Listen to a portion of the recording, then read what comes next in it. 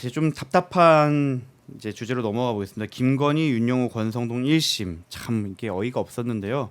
선고 어떻게 보셨나요? 일단 제일 억울한 사람 하나 있잖아요. 권성동.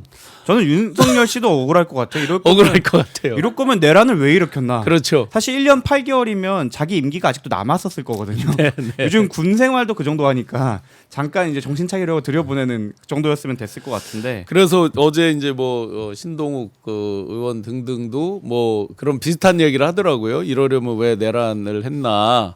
그런데 그 말에 논리적으로 보면 답이 숨어져 있죠. V0 김건희가 내란의 직접적 원인이다 그 말이잖아요. 논리적으로. 사실은 이러려고 왜 내란했나 그러면 김건희 재판 이렇게 나오는데 왜 내란했나? 결국 김건희 때문에 내란했다. 이렇게 되는 거죠. 사실은 자인하는 거죠. 그렇죠. 그래서 정말 총론으로 보면 총체적으로 평가를 하면 행위는 있었으나 처벌은 하지 않는다잖아요. 이런 황당한 경우가 어디 있어요. 행위는 분명히 있다고 쭉 읽어내린 판결문을 제가 듣다가 아 변호인의 변론서를 읽구나.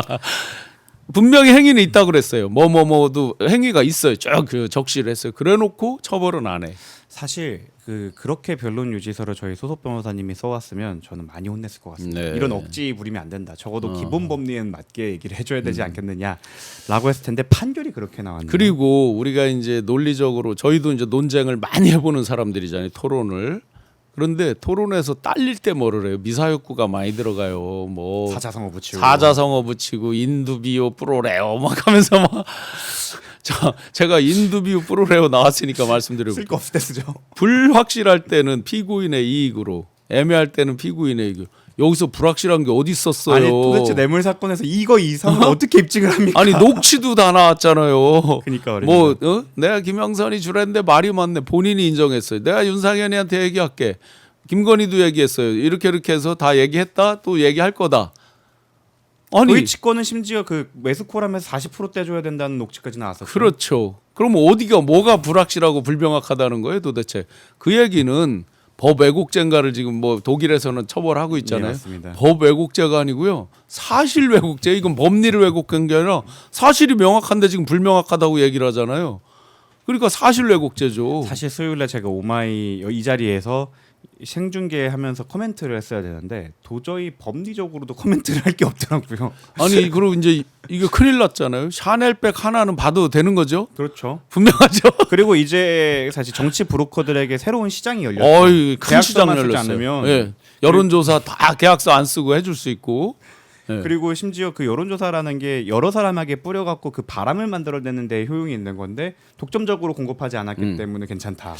이제 주가 조작하는 선수들하고 친하게 지내야 되는 저게. 난 몰랐어요. 난 뭐 그니까요. 전혀 그런지 몰랐어요. 100% 그냥. 수익 분배하지 않으면 네. 90%만 하더라도 이거는 가담이 있다고 볼 수 없다라는 네. 놀라운 8억 얼마였죠, 그죠? 네. 차익만? 그거 지금 하나도 몰수 추징 결국 못 하고. 그렇죠. 오히려 사실은 무죄 나온 부분에 대해서 형사보상금 얘기가 나올 때 저는 깜짝 놀랐던 게 그 네. 구속 일정을 생각을 해보면 만약에 그 유죄가 나온 부분이 아니라 다른 부분으로 구속영장이 청구되었던 것이라고 하면 김건희 씨가 받아가야 될 형사보상금이 한 5천만 원 정도 되더라고요. 네. 그러면 샤넬백 추징금 1,000만 원을 빼고도 한 어허. 4천만 원 벌어가시는 거더라고요. 아. 이게 말도 안 되는 참 결과인 게 거기서도 또 한번 한 가지 아주 사실은 분노할 게 사회적 어떤 지위에 따라서 뭐 일종의 차별을 받으면 안 된다. V0라면서요. 정치 공동체라면서요. 그러니까 엄하게 처벌을 해야죠. 그러니까 약하게 이렇게 해서 세게 그걸로 재단하면 안 된다. 욕하면 안 된다. 이 사람 도대체 이 저 재판장은 어디? 그러니까 자꾸 우주에서 왔느냐 뭐 이런 얘기가 나오고 AI 판사를 도입해야 된다. 제가 모르긴 몰라도 제미나이나 어디 저 챗GPT 물어보면 이것보단 또 사람들이 지지할 만한 내용이 아마 나오지 않을까요? 요거를 자세히 다 집어넣어도 따블이 뭐예요? 그 절반 그러니까 15년의 절반은 나오지 않겠어요? 사실 저는 그 재판을 생중계하는 입장에서 가장 인상 깊었던 단어가 감이었습니다. 감이. 이거에서 보여지는 선민 의식이 판사가 보여줄 수 없는 부분이라고 생각했는데 저는 여기에 대해서는 길게 평가하기가 어려운 게 어차피 항소심에서 뒤집어질 거다. 왜냐면 대법원의 기본 권리나 저희 법대 들어가면 처음 배우는 형법 총칙, 형법 총론에서 배우는 원칙조차 무시한 부분이 있기 때문에 아니 근데 이제 저가 정말 화가 나는 게 이제 명태균 씨거 강혜경 씨랑 이제 저랑 밝히고 그다음에 김건희 씨 측으로부터 이제 고소고발 받아서 계속 조사 받았고 맞아요. 뭐 그런 아직도 뭐 완결은 안 돼 있어요. 저희 뭐 지난 대체로 완결이 됐지만 화요일 날 서울청 또 갔다 왔습니다. 네, 지금 다 그런 상황이잖아요. 그런 상황에서 이제 이걸 보니까 분노도 더 치밀기도 하고 또 황당한 생각이 들어요. 이 사람 또 나와서 활개치면 또 계속 저 시비 걸고 할 거 아닌가 하는 황당한. 실제로 명태균 배우자 이승은 씨는 두고 보자라면서 체증 다 해놨다라고 하면서 협박하고 다니고 있어요. 아 벌써요? 네. 벌써? 네, 2월 5일 날 선고 나오면 두고 보자. 오늘 어제 게시물인가로 봤을 때는 봉지욱 기자를 대상으로 체증 다 해놨다 두고 보자라는 그러면 식으로 하나만 나오더라고요. 여쭤볼게요. 이게 이 판결이 김건희 씨에 대해서 이렇게 났다고 해서 명태균 재판부에서 이걸 똑같이 따를 이유는 없는 거잖아요. 따를 이유도 없고 사실 네네. 세비 반띵 자체는 그 네. 김영선의 공천이 다른 뭐 김건희로 인해서 아니다라고 하더라도 세비를 반띵한 것 자체는 뭐 피해갈 수 없는 사실관계이기 때문에 거기에 대해서는 합당한 처벌이 나오지 않을까 생각합니다. 네, 그래서 이게 이제 역사적인 판결인데 사실은 우리가 사법개혁에 대한 이야기를 엄청나게 많이 했고 지금 2차 특검에 대한 거 이제 입법 저기가 돼서 진행을 하고 있고 이래서 반드시 사법개혁, 검찰개혁을 해야 되는구나라는 그 필연성에 대해서 다시 한번 정말 절감을 하고 있어요.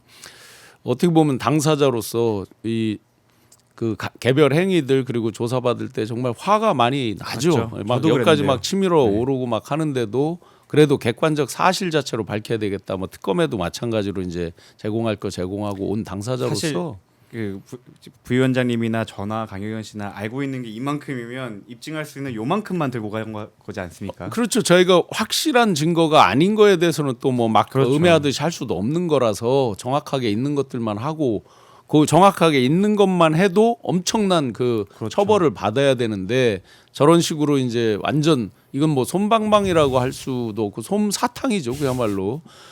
김건희 씨가 얼마나 좋았으면 손을 꽉 잡고 그냥 뭔가 막 그렇죠.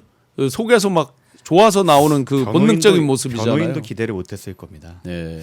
네, 좀 기분 좋은 소식으로 조금은 잠깐 화제를 전환해 보겠습니다. 코스피가 장중도 사상 최고치를 경신했답니다. 5천 한 300, 5,259. 5,259. 네, 하이닉스는 호실적에 장중 첫 90만 원 돌파를 한번 했다고 네, 하네요. 하이닉스 대단하죠. 영업이익이 총 매출액의 절반 정도가 영업이익이니까 그만큼 고부가치 HBM 같은 것들이 이제 엄청난 고부가치를 창출하고 있고 물론 사이클은 있습니다만 이 사이클 상에서 지금 계속 타고 가는 사이클이라서 다음 세대에 뭐가 나올 때까지는 계속 호실적이 나올 거예요. 아마. 인터스텔라가 있으면 1년 전 정구성에게 다시 한번 외치고 싶네요. 코스피다. 네, 마지막으로 이제 고 이해찬 전 국무총리 연결식 관련해서 질문드리겠습니다.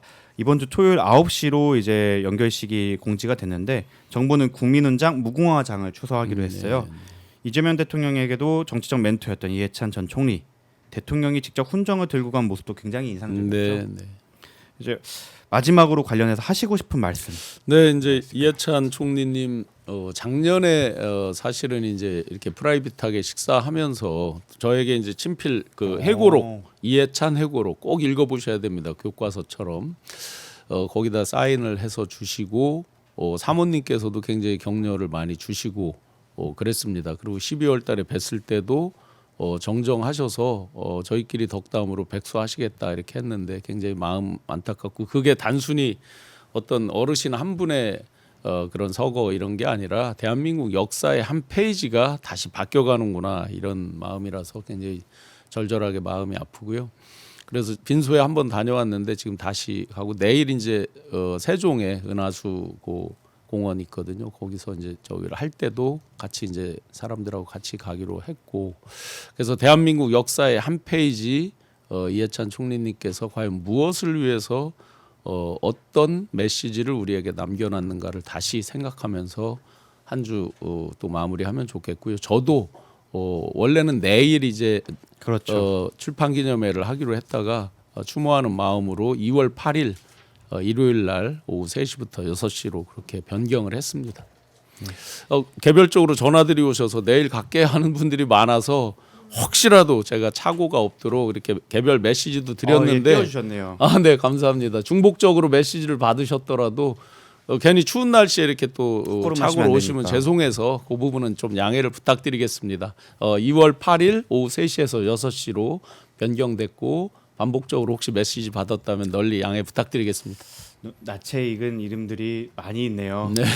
사실 엄청 재밌을 것 같습니다. 그 뒷이야기부터 취재썰 아니면 과거 얘기 듣는 것만으로도 정말 재밌을 것 같은데 저기에 또 누군가 영상 응원을 보였다고. 네. 정모 변호사라고 셀럽이 되고 싶은 이미 셀럽이 된 정모 변호사. 네. 네.